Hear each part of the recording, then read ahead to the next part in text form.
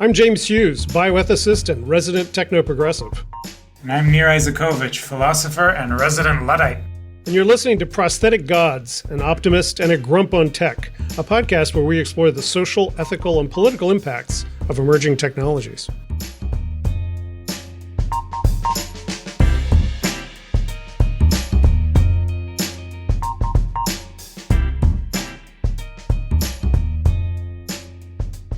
My dear Dr. Hughes, good afternoon. Yes, it is a good afternoon. I'm feeling good. There you go. You hesitated there, so I always have to check. I do a survey of all 8 billion humans on the planet, and it's like, is today really a good day? Systems check. There you go. All right. I'm excited to report to our listeners that we have been getting very nice feedback from our prostheticgods@gmail.com email, with listeners writing in with cool questions. So keep that coming. We promise to answer. Also, as they say, follow, rate, and review so that we can use the toxic power of social media to spread our glory. And we really like hearing from you. Yeah. So we need a Patreon. We need a Patreon? We need to set up a Patreon so we can tell people to contribute. I thought you were a Marxist. We're doing this for the for the glory of knowledge, the glory of the people. Yeah. Okay. From each according to their ability. Yeah. Well, set up a Patreon for me, and we only believe in philanthropy. So, so today we're going to Mars. Our topic today is space colonization, escape hatches, the idea to create an alternative for the survival of consciousness, however you want to talk about it, the project of going to Mars, the feasibility, the coherence, the ethics of it. So what do you think, Jay? Well, I think it'd be nice first to give a shout out to our UMass connections to Mars. Mm-hmm. Percival Lowell, 1855 to 1916, Boston-based American businessman whose name then was given to UMass Lowell. He really was a central figure in Mars fascination in the late 19th century, and he was one of the people who promoted the idea that there were canals on Mars, and that there aren't, by the way. Aren't. That's right. There aren't. Or if they are canals, they were a long, long time ago, not anything recent. But and apparently it was a part of an historical idea at the time that the universe kind of condensed from the outside in, and he also believed in the existence of a ninth planet and eventually helped discover Pluto. But the idea was that Mars would have been an older civilization than us and would have declined faster. And that was also the idea that gave H.G. Wells the War of the Worlds idea, the first invasion from Mars story, which was very different from the very positive stories that other people were telling at the time. There were spiritualists who thought that all souls went to Mars, and Bolsheviks who thought that you could establish the perfect communist utopia on Mars. But at any rate, nice if they all went to Mars, just left you because you're the one I like. But if the rest of them went to Mars, that would be an improvement. I mean, in general, colonization is a good opportunity to get rid of all your nuts and oddballs and establish a new country. So, in a way, the most sort of prominent both industry and pop culture reference point is Elon Musk's preoccupation to go to Mars. SpaceX was essentially started for that purpose. A lot of the reusable technology he's building is meant to make a trip to Mars feasible. The creation of Starship, which is probably the largest space rocket or deep space vehicle ever built, is meant for that purpose. So he's pretty seriously working on the means to get there. But are you clear on why he's so preoccupied with this? Is this about the survival of consciousness, the heat death of the universe? He doesn't seem very concerned about, immediate environmental risk. Like, what's the argument? Well, there are a variety of arguments for space colonization. I don't find them compelling enough in general to be a big space advocate, although romantically I've always been very involved as a science fiction geek and, a STEMmy kind of guy, that I've been very committed to the project of space. But okay, so what are the reasons? One is science, just to find out more stuff. That's not at the top of Elon's agenda. And if you are committed to science, almost every space scientist would tell you that robots are the way to go, not human beings, because robots can tell us a lot more, a lot faster, a lot safer, a lot cheaper than sending human colonies or And we do have explorers. robots on Mars. And we do have robots on Mars. So we have robots in various places in the galaxy, in the solar system. And that would be the better way to explore space.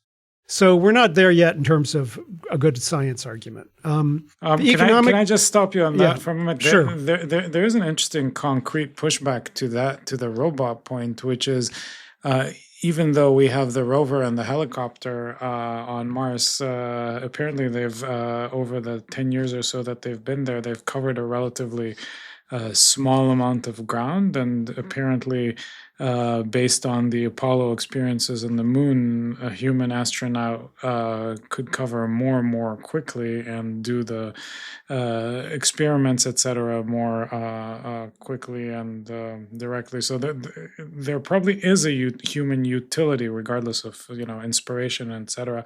Probably is a human utility argument for sending humans rather than robots.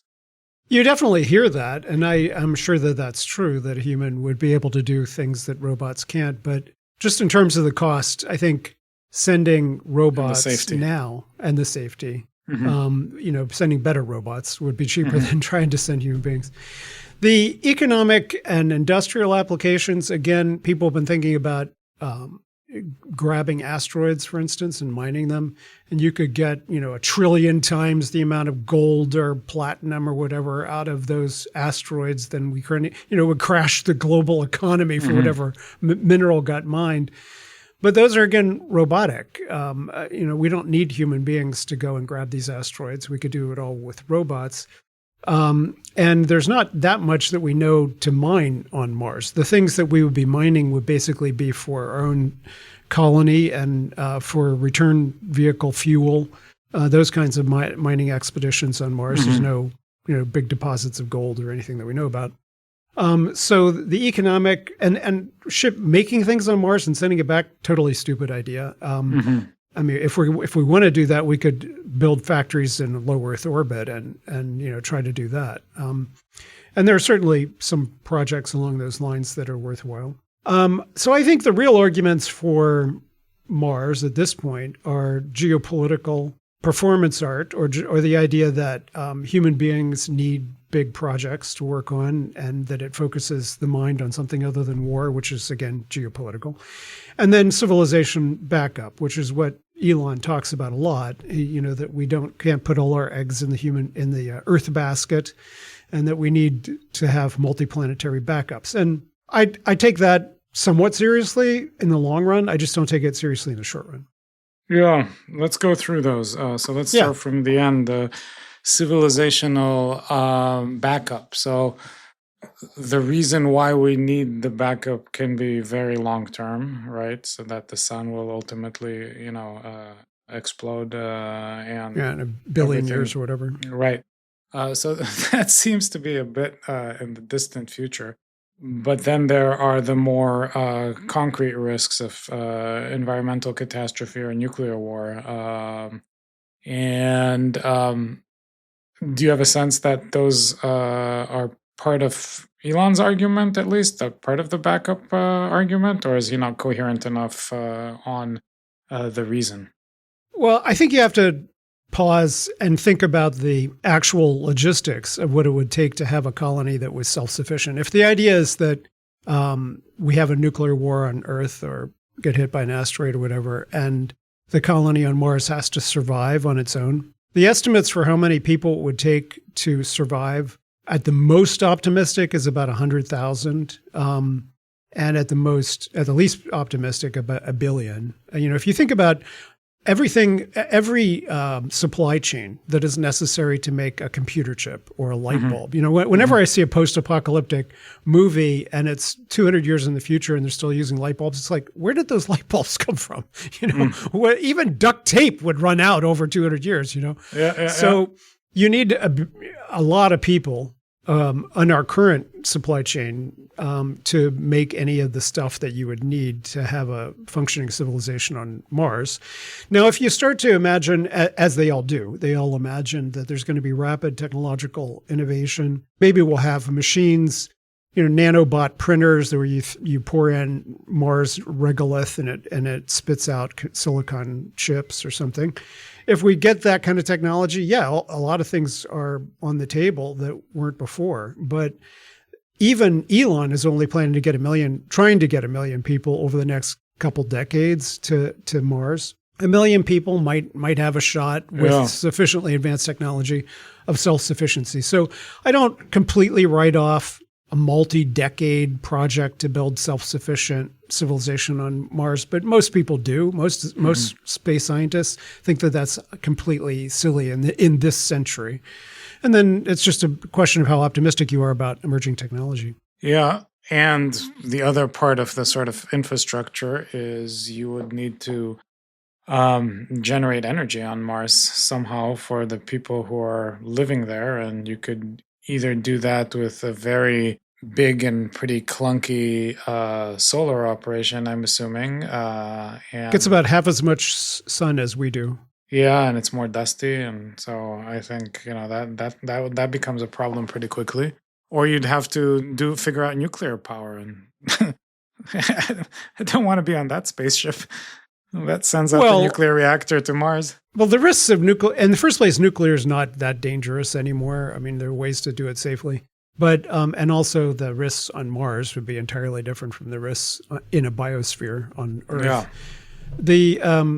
The dustiness for solar, it turns out to be not as big a problem as you might imagine because it's only got 1% of the atmospheric pressure that we do. So even a major dust storm on Mars, it might deposit dust, but it's not going to blow things over the way people imagine. But at any rate, but a combination of solar, nuclear, maybe fusion if we get fusion working. And then there's lots of hydrogen and water there to mine, and that can be turned into fuel as well. And that's the main plan for how we get back, anybody gets back, is by mining water and turning it into fuel there. Yeah. I mean, getting back, at least with current technologies, is a 6 months project, getting there or back. Yeah, 6 months. And we can only go every 2 years. So yeah. So, this starts sounding a little bit like the 15th century Atlantic crossings, even longer and even more dangerous. It's a lot worse than that. As space scientists would tell you that the worst day that Earth has had in the last 2 billion years, say the day that the asteroid hit and wiped out the dinosaurs, that was a better day than ever on Mars. Right? Yeah. You have a better chance of surviving that than you do surviving Mars. Just an everyday day, like a Tuesday on Mars. Yeah. Yeah. I mean, Mars doesn't have a magnetosphere. So all of even in low Earth orbit around Earth, you're all of that space junk that would otherwise hit you is being shunted around. And so we don't get all that radioactive bombardment. But on Mars, you get it all. And that's what, wiped out whatever ecosystem they used to have.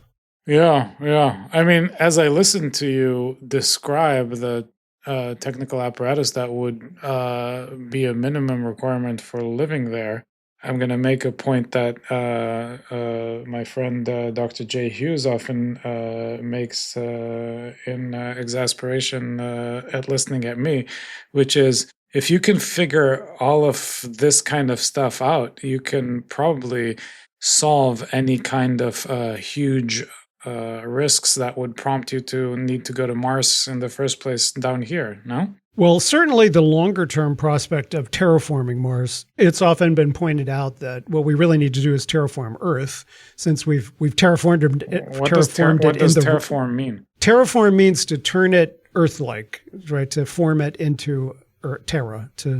And so the prospect of space colonization has usually involved people imagining turning planets into something that you could live on. And that's why whenever Star Trek lands someplace, they immediately have trees and oxygen that they can breathe. But so terraforming Mars, the most evocative description of that was Kim Stanley Robinson's Red Mars series. And he projected it at what he describes as his most optimistic, as maybe a multi-century project, 5 centuries or 1,000 years or something like that, to build up enough of an atmosphere on Mars that people could actually breathe and safely. I mean, the regolith on Mars, apparently like 0.5% of it is made up of hormone disrupting chemicals. So one of the first problems out of the gate is we'll all be poisoned if we get exposed to this stuff. And any baby that was conceived in that environment would probably be born with severe birth defects. So we don't even know how to keep ourselves safe from the Martian dust. And if we did, the concentrate would probably still be bad for having an ongoing civilization there. So, there's so many insurmountable technical problems. And so whenever I'm asked by space people what I think about the prospects of space, is that, our descendants will eventually colonize space, but not these meat bags that we currently are. We are not the ideal vehicle for colonizing space. But the terraforming part is something that people pointed out often, which is you tech billionaires are destroying Earth's ecosystem, or at least complicit with the people who are destroying it.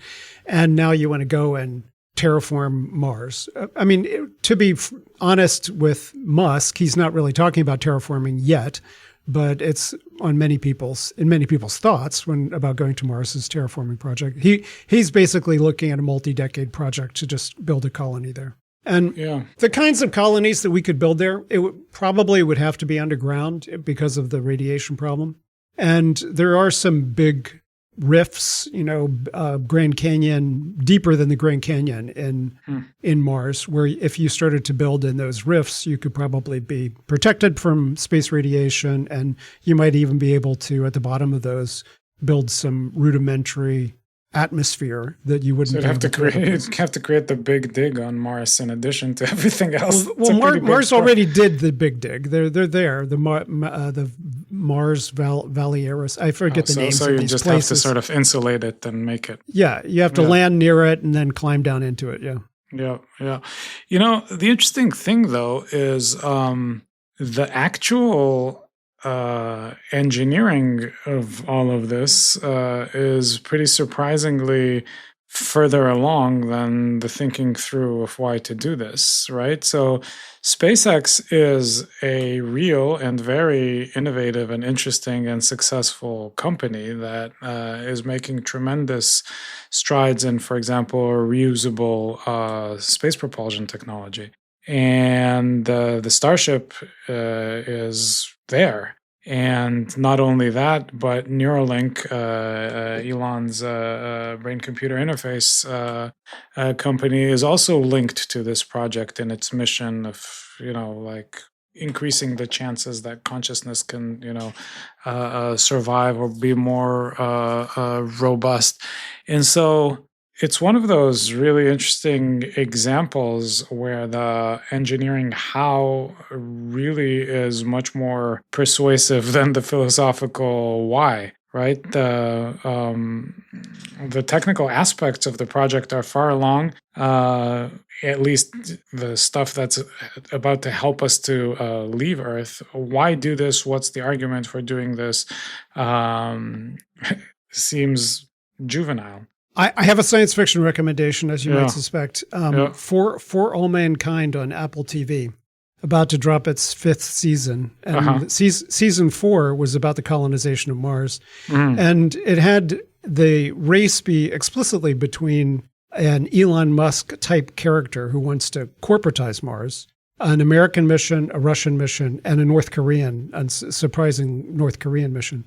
And the North Korean's just a guy dropped in a tin can and is going to die there for the glory of North Korea, but they rescue him.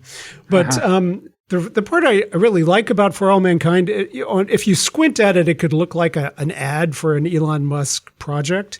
But really, it's all about the tension between corporate prerogatives, which many, many people are worried about with Elon Musk. What it would mean to live in an Elon Musk-run company town on another planet, versus nationalist ambitions and the kinds of problems that those get you into. In For All Mankind, in the second season, they had a shooting war between Russia and the United States on the moon over hydrogen production. So, it's interesting, by the way, there is an Elon Musk company town. It's the town in Texas where SpaceX is based. And I guess, in fairness, it's polarized, like much of the country. Like some of the people love it and feel that he put the town on the map, and some of the people, talk about the sort of complete environmental disregard and the kind of inappropriate injection of the run fast and break things ethos. But I guess that gets to the kind of libertarian or anarchist impulses behind this as well. I mean, Peter Thiel and Musk would like to go someplace where there are no laws. But I guess this is where I'm not a fan of Musk much more than you are. But I guess this is where I am perplexed. Do you think he wants to corporatize Mars? That's not the impression I'm getting. I'm not getting that this is an economic venture vibes at all. I don't think that this is driven by profit, except insofar as his whole shtick is about being Mr. Future, and therefore he's selling himself by selling Mars. And I do think that there is that kind of a motivation. But no, I don't think that he directly connects profit making with the Mars project. No. Yeah. Reminds me of that Auden poem that he was asked to write a poem about the moon landing, and he was like, this is a bunch of, dudes doing phallic technology. I can't get on board with this. And, that's I like it because it's a very grumpy poem, but the sort of deeper philosophical point that it makes is that we so often find ourselves in this conundrum where our technical abilities are so much more advanced than our ability to think about what we're doing with them. And this seems like such a prime example. You already have the rockets and you still don't know why you want to fly where the rockets can increasingly take you. I mean, yes, you don't obviously are very far from the infrastructure still on Mars. Just getting at the question about motivation, I mean, I grew up with Gil Scott-Heron's song, Whitey on the Moon. I don't know if you remember that, but it's like, my baby just got bit by a rat, but Whitey's on the moon. Yeah. And I think... I get that argument. Yeah. And I think for a lot of progressives, there is a legitimate critique of, where are our social priorities? So you can't afford health care for people on Medicaid, but you can afford to send Whitey to the moon. So I agree that we should have a fully top to bottom rethink of our social priorities, but I don't think that writing off performance art, which is, I do think that there's a defense of the space program just as a collective, creative, scientific, inspirational endeavor of humankind. I like the other framing that you had of it a few minutes ago. Of like people need a project, right? People need a project larger than life and larger than themselves, and that project to be somehow to inspire, to propel them forward. I don't know the Hebrew, but without a vision, the people perish. Yeah, I don't know the Hebrew for that one either. Maybe there isn't. But so I think that's a really interesting, that is a very interesting framing. That was certainly the framing of the moon missions. And the whole sort of Kennedy line of we go to the moon not because it's easy, but because it's hard. But there were two, so I'm very curious about this, as you might imagine, because there were two fundamental differences. One is that the moon missions were done, obviously, in the context of the Cold War, and so it was framed as part of a do-or-die competition with the Russians. And two, it was a government public utility project. So, and the public utility, the fact that it was a public project was appropriate given that it was a public purpose, namely to defeat the Russians in the Cold War. So you can see why that would be the fodder of inspiring TV shows and why that inspired a lot of young people, including you. And I just don't see people signing up in excitement to a billionaire-funded project as opposed to that. It's just not that, right? This is Elon Musk's weird-ass fantasy about the survival of consciousness, where he's not quite clear about his own consciousness. And he's a technical and business genius. That's pretty hard to dispute. But why should I be inspired by either Elon Musk or, Jeff Bezos sending singers to the moon or Virgin Atlantic doing their versions of that? So the private enterprise angle of it, in a way, to me at least, is its downfall. I agree. I think, reflecting back on me as a kid, when I became enthusiastic about the space program, reading science fiction as a third grader, and my parents were both STEMmy enthusiasts. And I was proudly drinking Tang. And the argument at the time was that Tang was a product of the space program. And, look at all these industrial innovations. Tang wasn't that great a drink. And it turns out the economic analysis of the space program was if you'd taken those millions at the time, not billions, but millions of dollars and put them into anything else on Earth, you probably would have, got more technology, more commercial benefit out of it than you got from the space program. Except that you wouldn't have done it. Yeah, but you might not have done it. And, right. I think the same thing could be said of defense spending, by the way. So that war Keynesianism is always a less beneficial activity than a Green New Deal, for instance. So I wouldn't make the argument on the grounds of economic or industrial spin-offs. But I do think that there will be some economic and industrial spin-offs. And there were, by the way. It was more than Tang about the moon. It was like computing power and smoke detectors. There's a lot of technology that came out from the moonshot. Absolutely. You throw that much money at anything, you're going to get benefits. But if we were to have a Manhattan Project for longevity science and put that money into that instead, I think people would get a lot more benefit out of that than the space program right now. But we never will. And well, we might, because I mean, one of the things that people are looking at, as I said, I don't think that meat bags are the appropriate vehicle for space exploration. And so one of the things that we need to do is figure out how to change ourselves in order to be more viable in space. And some of those changes will probably be genetic.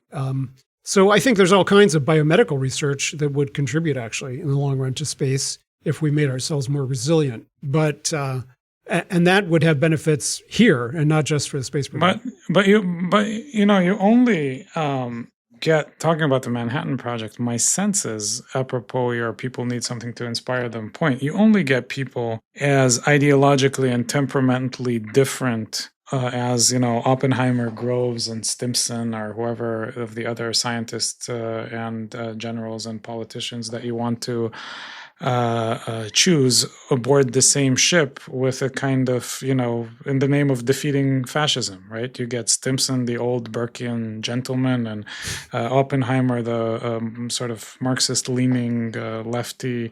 However, much involvement he actually had, I guess, is still controversial. And you get them on the same project in the name of the life-saving need to defeat fascism. Guess what? Fascism's still here, by the way. Well, yeah, that's a different question for a different... I guess you have to join the European Space Program in order to fight fascism. Yeah, that one stays on Earth, I think. Yeah. Oh, I think you occasionally overuse fascism, but we can have that argument in a different episode of a different show. But be that as it may, what about it is that you only sort of do this either with war or space or and it's of course true on utilitarian grounds that you could have gone much further if you threw the money into your existing scientific institutions and, cured cancer. Mm-hmm. But somehow that's not as sexy as defeating fascism, or it should be. Okay, you convinced me, Nir. Let's do space instead. Yeah. Yeah. I mean, I would like people to be as excited. This is the articulation of your point, really. I mean, I think what I'm trying to do is kind of tease out the philosophical implications of your point about people needing a project.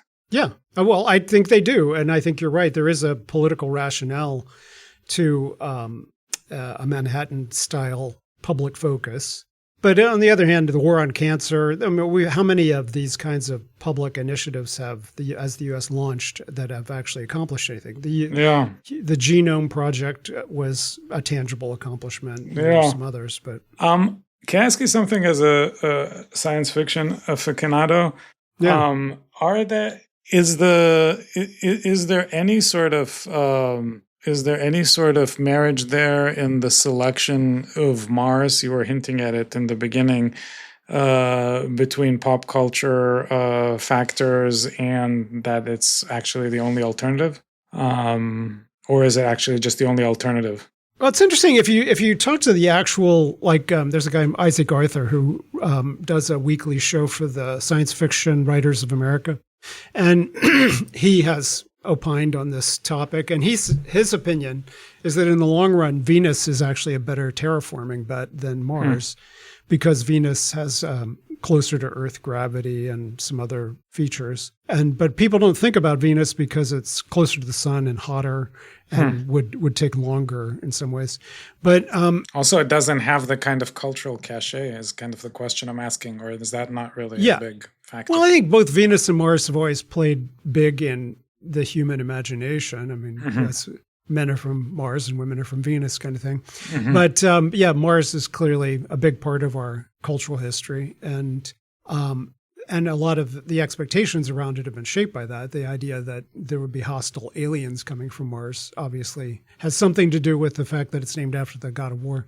But yeah, I think Mars plays a certain role in our cultural imagination, but as soon as we get there, I don't think that that's going to. I don't think that cultural imagination gets you very far. I mean, it may get people initially interested in the idea, but you actually.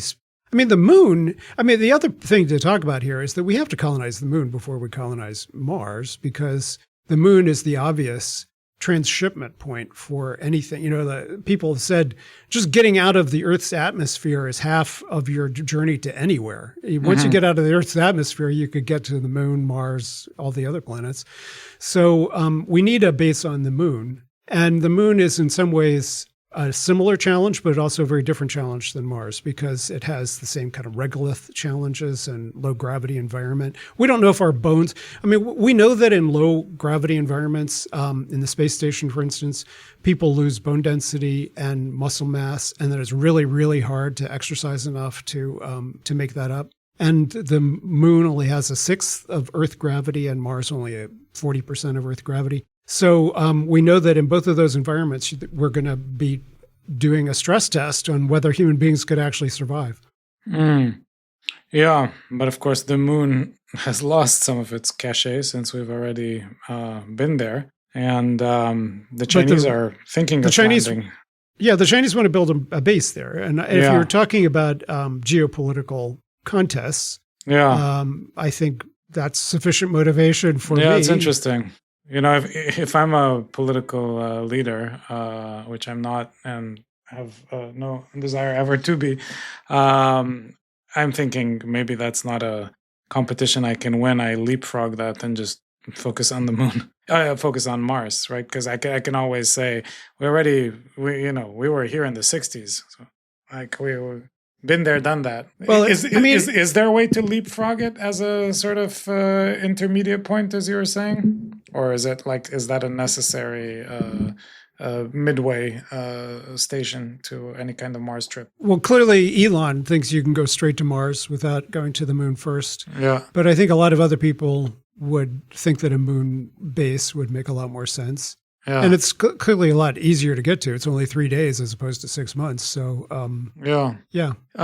zooming out a little bit, this is a version of something that we've touched on here. This is a most recent example of the fact that our space endeavor has been completely privatized. or is on its way to being privatized, or that NASA is being defanged at least. Maybe that's the more sort of modest a little bit less than it could have been, because Elon, apparently the backstory on Elon and Trump's divorce was that Elon was trying to get his chosen guy selected as the NASA administrator so that he could get preferred contracting with NASA and help SpaceX replace more NASA functions.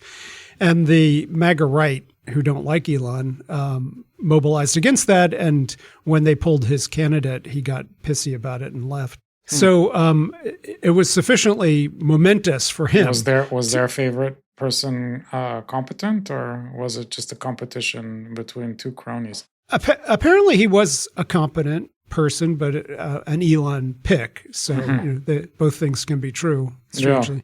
Yeah. But I mean, I think that is going to be one of the questions. And again, I would just refer people back to For All Mankind, this question of why would nations allow a corporation? Why would you pay a corporation or allow a corporation to go and claim resources when you should be planting your flag? I mean, that's, I think, the real question. Some of the folks who've been trying to get to Mars, they imagine it as like a big reality show, and they'll get sponsors and everybody will be wearing, merch that they'll be advertising for the trip. And it's like, really, this is not the kind of, we've already discussed that there's probably not a profit-making opportunity here. So there's really no corporate incentive, serious corporate incentive, unless you're an insane billionaire. Yeah.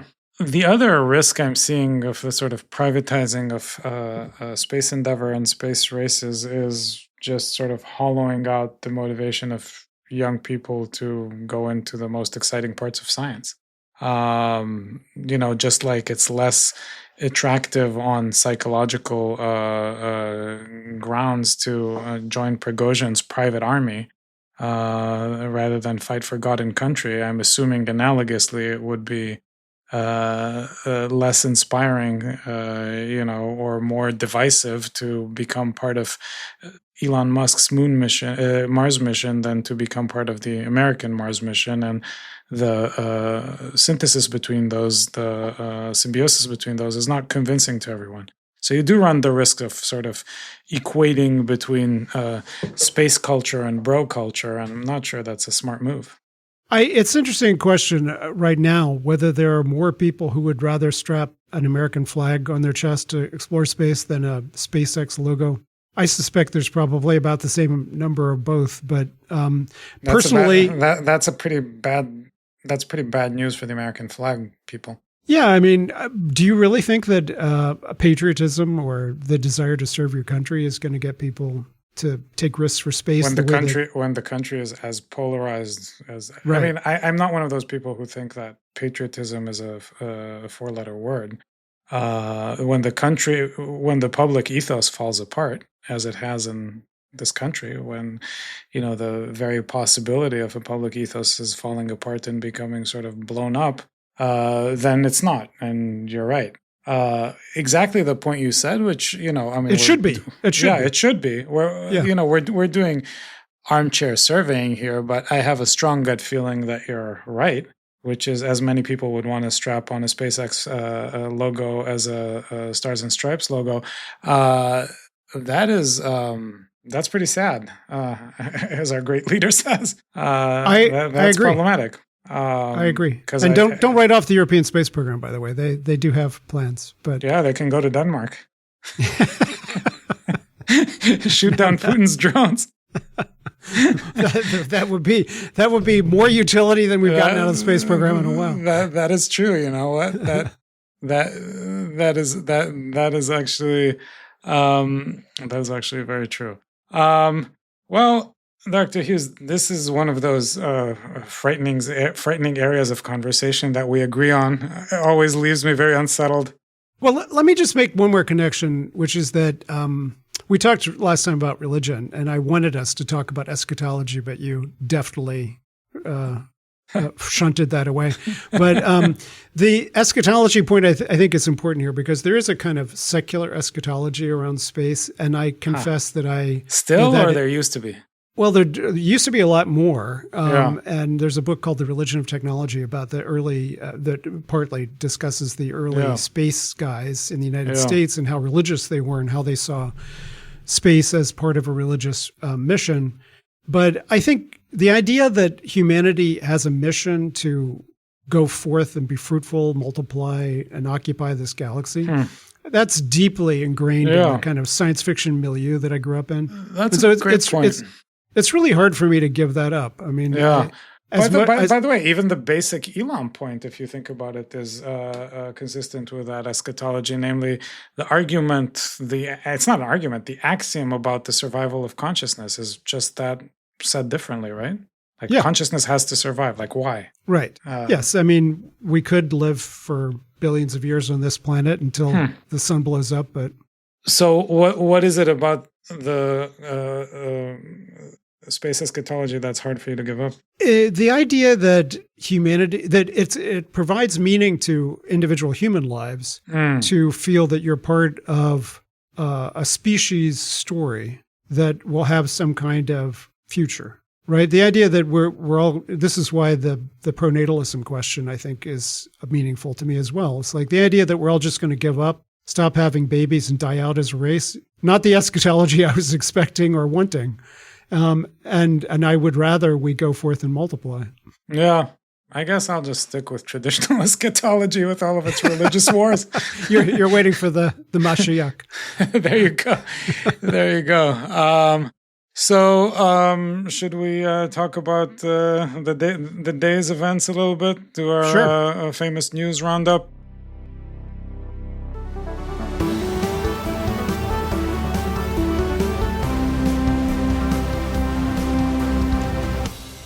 So you were excited about Meta's new VR glasses, or not excited? You noticed them.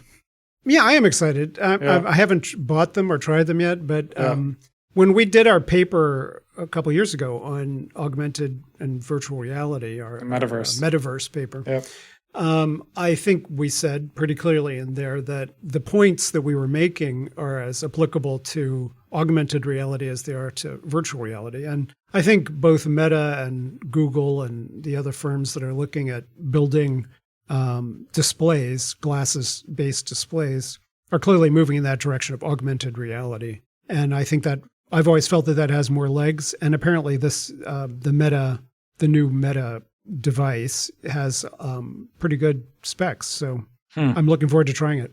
Yeah. Glasses are very much sort of, I conceive glasses very much being a sort of expression of your cyborg vision. Right. No pun intended with vision, but the kind of functional fusion with technology where you sort of have information displayed for you, actionable information displayed for you in a very comfortable way without it being invasive in your body. I mean, that's like even in your Citizen Cyborg book from some years ago, that seems almost, glasses seem like the ideal poster child of cyborgness, no? Yeah, Joan Ivey and Sam Altman are apparently working on something that's wearable as opposed to glasses based. And other people have tried to do things with watches and wristbands and whatnot. But for me, the glasses has always seemed like the obvious. So did you get enough into the details of like what a day in the life would look like with Meta's glasses? Well, my confession is that whenever I think about how it would change my day or how often I would actually use such a device, I can't think of any real use opportunities. It's like I'm always either in front of a tablet, a phone, or a computer. So why I would necessarily need to walk around with one on my face, I'm not sure yet. But I'm looking for those opportunities. I would, turn directions while you're walking down a street instead of looking at your phone. I suppose that could be one. Yeah. That's more like the Terminator 2 application. Yeah, for a tourist, I could see like looking at a building and, getting some overlay and some information through Bluetooth to your headphones. Before my aborted trip down to Brazil last month, I bought 2 versions of automatic translation earbuds that I was going to try out down there. And I think that's another application, to be able to either see translations of the text that you're hearing or be able to hear it in your earbuds. Yeah. And of course, there's the more dystopian government agents walking around and having a big boost for facial recognition of people that they're looking for because of the glasses, or just any person sort of linking their everyday vision with social media profiles, etc.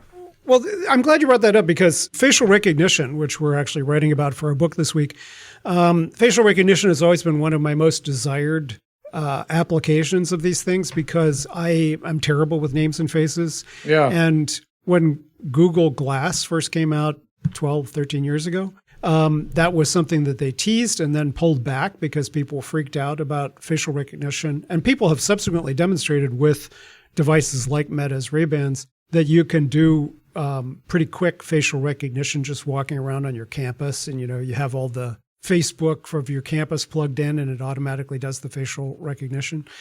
And I think that that's a huge benefit. There are going to be a lot of people 65 and older walking around who are going to need these kinds of assistance, just to remember their grandkids' names. Yeah. And I want it. And I don't, I think there must be ways around people's concerns about this. Yeah, I get it. And, I especially get it because, I don't remember my student's name as well or as quickly as I'd like to, or, you watch a TV show and you're like, what the fuck is the name of that actor and where did I see them? And then you lose concentration for 10 minutes until it would be nice for it to be just displayed for you. But like in the case of the student, for example, I think it would be unsettling for the students for me to know their names because of my glasses, because then they would be asking themselves, what else, do I know about them? But you're right, that's a profoundly solvable problem. They could opt out of any other information being shared except their names. Is that a serious complaint? Because as a faculty member, you have access to all kinds of information about them. I do, but they don't think about it as readily as they would when you're wearing the glasses, I'm assuming.